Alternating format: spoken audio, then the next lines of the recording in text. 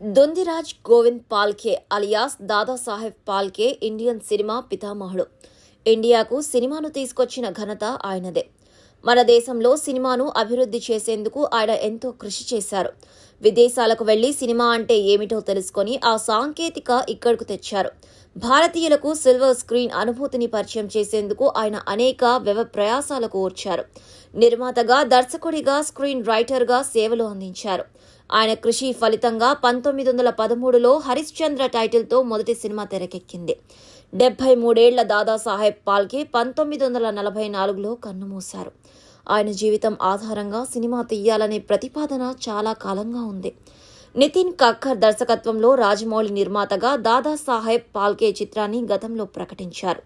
తాజాగా ఈ ప్రాజెక్టుపై కథనాలు వెలువడుతున్నాయి. దాదాసాహెబ్ పాల్కే పాత్రలో ఎన్టీఆర్ నటిస్తున్నారని బాలీవుడ్ మీడియా కోడై కూస్తోంది. ఈ క్రమంలో ఎన్టీఆర్ ఫ్యాన్స్ ఆనందం వ్యక్తం చేస్తున్నారు. అయితే ఈ ప్రాజెక్టుపై అధికారిక సమాచారం రావాల్సి ఉంది. ఎన్టీఆర్ ప్రస్తుతం వార్ 2, ప్రశాంత్ నీల్ చిత్రాలతో బిజీగా ఉన్నారు. హృతిక్ రోషన్, ఎన్టీఆర్ల మల్టీ స్టారర్ వార్ 2 ఆగస్టులో విడుదల కానుందని సమాచారం.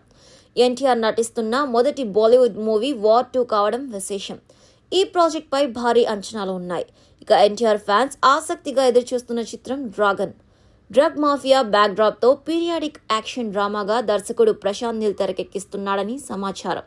ఈ చిత్రంలో హీరోయిన్గా రుక్మిణి వసంత్ నటిస్తుంది. శృతి హాసన్ ఓ స్పెషల్ సాంగ్ చేయనుందని ప్రచారం జరుగుతుంది. వచ్చే ఏడాది డ్రాగన్ మూవీ థియేటర్స్లోకి రానుంది. ఇటీవల ఎన్టీఆర్ లండన్ పర్యటనకు వెళ్లారు. రాయల్ ఆల్బర్ట్ హాల్లో జరిగిన RRR కాస్టర్స్కి హాజరయ్యారు. ఎన్టీఆర్, రామ్ చరణ్, రాజమౌళి, కీరవాణి ఈ ఈవెంట్లో సందడి చేశారు.